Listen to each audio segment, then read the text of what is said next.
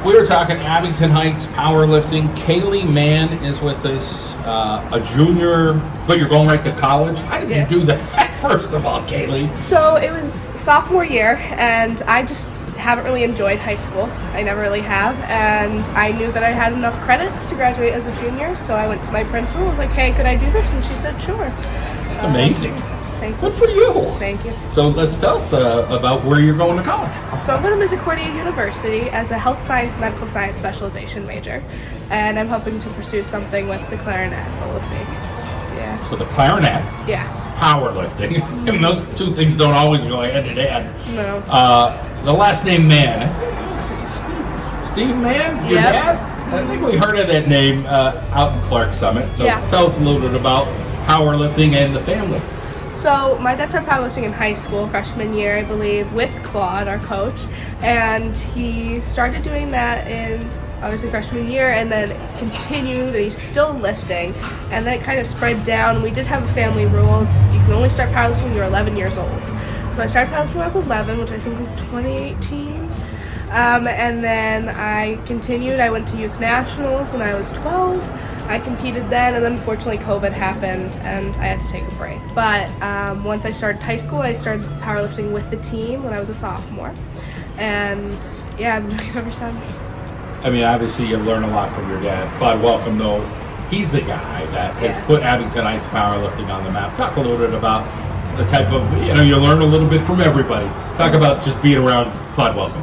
So Claude is like generally just one of the sweetest men you'll ever meet. He's an amazing coach and so generous and so kind. He actually just came to my grad party just because he had time to, and he really spends time making sure that you're growing individually, and even though he has now 50 plus members on the team, and he just puts his all into this. Let's talk about your dad and that push-pull of, he knows a lot about powerlifting, but sometimes you got Coach Claude, you got your dad, you got yourself. Everybody's got a personality. Yeah. Did it all kind of work out for you?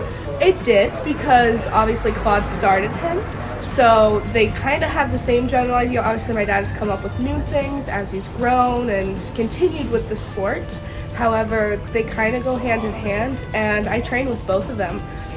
So during the school year, I was training deadlift with my dad just because I needed that extra practice, and then the rest of the time I was training with Claude. Well, you're lucky. You get the best of both worlds there. Yeah. That's awesome. Let's talk a little bit about, when you felt like the confidence really hit. Again, that rule of, hey, in the family can't powerlift to 11, at 12. Talk about when you kind of started to feel like, okay, I'm doing pretty good at this. It was kind of the idea when I was 11, there really wasn't anyone my age in my weight class. So I just started and was like, I was getting state records, I was getting national records, and that confidence hit, and then it kind of simmered off for a while because I struggled with my mental health. And so I took, I think, a 3-year break from powerlifting, and then when I jumped back in, the confidence still really wasn't there. And it took until probably high school nationals of last year, I think that confidence came back, and it's what kept me powerlifting. May Mental Health Awareness Month. Some people are still afraid to talk about it. You're not, and you're going from a junior to college. Talk a little bit about, just trying to work within yourself and getting that support, and just trying to, know that, hey, that's just something that, whether I have to deal with it now or deal with it next year or whatever, it's just kind of something that you've gone through. Yeah, so my struggle with mental health has been very consistent throughout middle school and high school, and being able to realize that sometimes it's okay to take a break, even though everyone's saying you're good at this, you should continue doing it, is something that you really need to acknowledge, and it took a while for me to accept that it was okay to. And now that I've received the help that I needed to get, and I'm continuing the sport and getting continually better. How about the part that you're proud of in your lifting component? That's why we're here. We're talking about the powerlifting team, but what lift are you most proud of, or are you pretty good at all of them? The lift I'm most proud of is probably squat. I just squatted 403 at high school nationals. It's awesome. And my dad's like, okay, we're gonna try for 424 at North American, and I'm like, that's scary. He's like, you'll be fine. Like, okay. But I would say that's my best lift. So the other two lifts are they're kind of down there. But Yeah, I'm probably most proud of squat.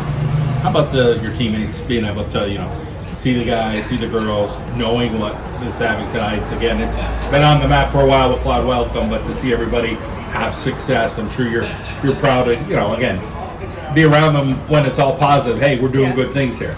Yeah, so it's like being part of a family because you're growing up together and you're starting high school together and then you're graduating together, and as more and more people are coming in, the bond kind of forms, and then the competitiveness kind of forms. And Amelia Gherkin, who wasn't here, she was like my competitor, and but we're also best friends.